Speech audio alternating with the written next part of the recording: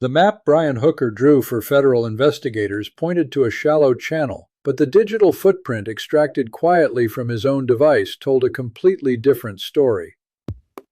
On the night of April 4, 2026, the cellular triangulation showed his vessel, the Soulmate, stopping dead in water 25 feet deep, a highly specific location he never disclosed to a single official.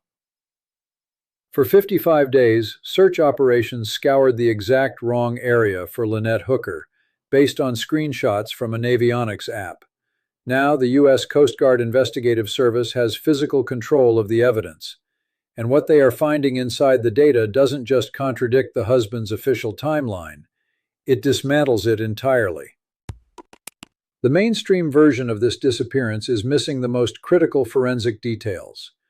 If you want every development in this case as it happens, subscribe right now, because this story is still moving. Before analyzing the newly uncovered digital forensics, it is necessary to establish the geographic reality of the investigation. The Sea of Abaco in the Bahamas is internationally recognized for its crystal clear, highly visible conditions. When an incident occurs in these waters, the environment typically yields answers rapidly. Yet nearly 2 months after Lynette Hooker vanished following a brief evening dinghy ride from the Abaco Inn back to their yacht, no physical trace of her has been recovered. The initial rescue operations were exhaustive. Aerial drones flew grid patterns. Federal divers from multiple jurisdictions entered the water. The Royal Bahamas Defense Force committed significant logistical resources. They followed the hand-drawn map. They searched the 10-foot depths. They found absolutely nothing. But there was something about the foundational narrative that was already fracturing. Behind the public image of an adventurous sailing couple, a deeply fractured reality was documented. Private text messages sent by Lynette in 2024 to a close friend named Mon Stevenson revealed she had previously abandoned the maritime lifestyle entirely, fleeing to her mother Darlene's residence in Florida. Unverified allegations from a former neighbor, Jordan Plintz, described a permanent, dangerous 25-year pattern of verbal cruelty. The picture of a sudden, tragic accident was beginning to clash violently with the behavioral history. And the digital footprints tracked right outside their front door? They pointed to a methodical escalation. Prior to the couple's final voyage, Plintz formally handed over backdated video recordings from her home Amazon security cameras to law enforcement. Investigators analyzing the digital files were looking for behavioral deviations. What they found were highly unusual, late-night walks in September and October, captured in stark monochrome. But the mechanical evidence recovered from the ocean itself is far more absolute than neighborhood surveillance. Consider the physical reality of the specific coordinates where Brian claims his wife slipped into a dark, unforgiving current. Investigators physically traveled to that exact spot to measure the geography. It is wading depth. The ocean floor in that specific area is so shallow that an adult can easily stand upright with their head completely above the surface. There are no sudden drop-offs. There are no sweeping oceanic currents. A highly capable ex-Marine would not be helplessly adrift in water he could simply walk through. Furthermore, the meteorological records contradict the official statement entirely. Brian told authorities that Lynette slipped away into pitch-black waters at approximately 7:30 in the evening. Astronomical data for early April in the Bahamas tells a different story. At that specific hour, residual clear daylight still heavily illuminated the surface. The total darkness he blamed for his inability to mount a rescue simply did not exist yet. Why claim the environment was pitch black when it was visibly clear? Then there is the vessel's own safety infrastructure. The Soulmate was equipped with a $33,000 forward-looking infrared thermal camera, a device specifically engineered to detect a human heat signature against cool ocean water in total darkness. A friend verified the FLIR system was fully functional. Yet, an experienced mariner with advanced rescue technology mounted on his deck never turned it on. The timeline issue? It pointed to an electronic window they'd all missed. Every commercial and private vessel of a certain class utilizes an automatic identification system, constantly transmitting exact coordinates to global databases like VesselFinder. On the evening of April 4th, the Soulmates AIS was functioning perfectly, logging a continuous digital trail across the bay. The electronic record appeared completely routine, a standard evening on a quiet anchorage. Until exactly 9:29 in the evening. At that precise minute, the AIS transmission went completely dark. It remained disabled for over 11 hours. A mechanical failure might explain a sudden tracking blackout. But independent witnesses on nearby boats testified to hearing something else entirely. Exactly 1 minute after the tracking system was disabled, at 9:30 in the evening, they heard a massive, heavy splash in the water directly adjacent to the yacht, followed immediately by bright emergency flares shooting into the night sky. And that's when federal agents realized what the radio silence actually meant. The 2-hour gap between the stated time of the accident and the verified deployment of the flares fundamentally alters the federal probe. Do you think the missing secondary torpedo engine from the dinghy was intentionally dumped to hide the telemetric data?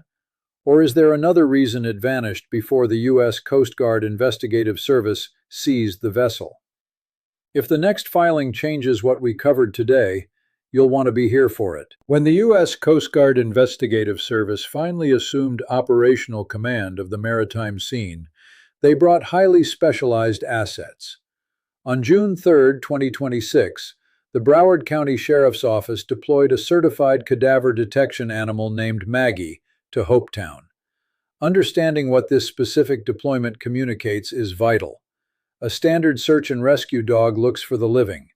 A cadaver dog is trained exclusively to detect the specific chemical compounds released during human decomposition. Deploying this specific asset into an active zone tells the world exactly what federal authorities believe they are looking for. The biological reality of the warm water Bahamian environment dictates investigative strategy. In consistently warm salinity, physical remains are dispersed and broken apart far more rapidly than in temperate climates. By the 8th week, investigators were not looking for an intact person. They were looking for separated fragments, personal items, or residual chemical transfers. On June 4th, the federal team officially seized the 8-foot hard-bottom dinghy. This was the exact vessel Brian claims Lynette bounced off of during the incident. Maggie worked the fiberglass hull meticulously before any other forensic tools touched the surface. Forensic experts confirm that a human body begins emitting detectable decomposition signatures within approximately 3 hours of death. Brian's own timeline places the accident roughly 8 hours before his eventual arrival at the Marsh Harbor boatyard. If remains had been in contact with that small craft for that duration, the chemical residue would have soaked into the materials. Saltwater exposure alone does not eliminate it. Maggie systematically assessed the entire length of the dinghy. She did not alert. To a casual observer, the lack of a positive scent identification might look like exoneration. It might suggest the husband's account was accurate, and that the small craft was completely clean of any grim forensic evidence. The evidentiary picture seemed to be stabilizing in his favor. Until investigators looked closely at the engine mount on the back of the vessel. The primary motor was attached, but the heavy secondary torpedo-style backup engine, a crucial piece of survival gear for any live-aboard sailor, was completely missing. For an experienced mariner, permanently losing emergency propulsion in open water is an absolute impossibility.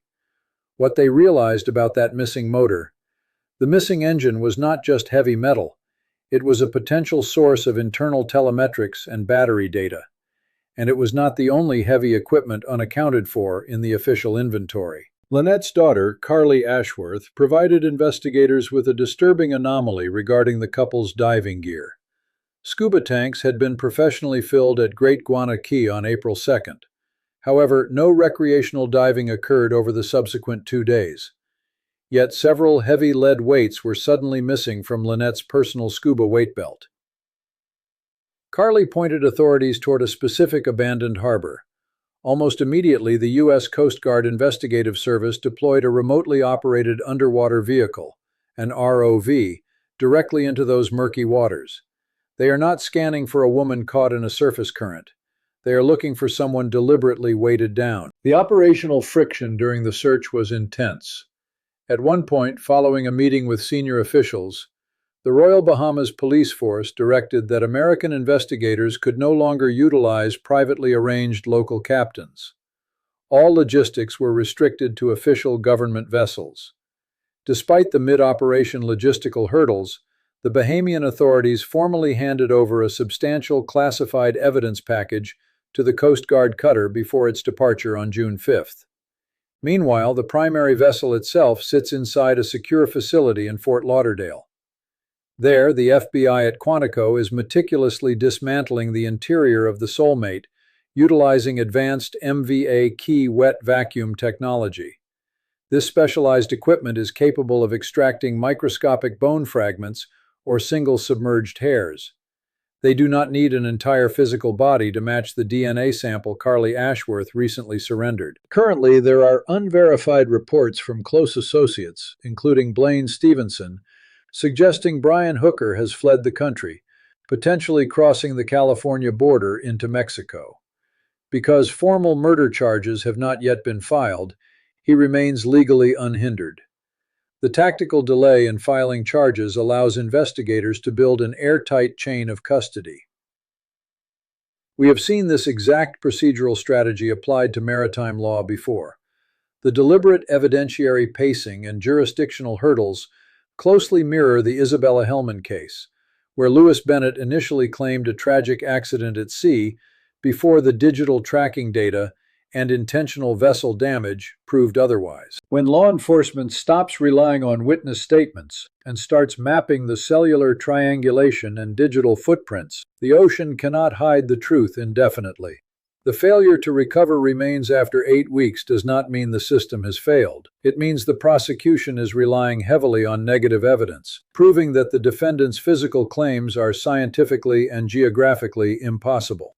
If this case matters to you, the next development is one you won't want to miss. Whether the FBI at Quantico will successfully extract deleted telemetric data from the Soulmate's internal systems, and what that digital footprint might reveal about the missing 11 hours, is a question the federal warrants have not yet answered.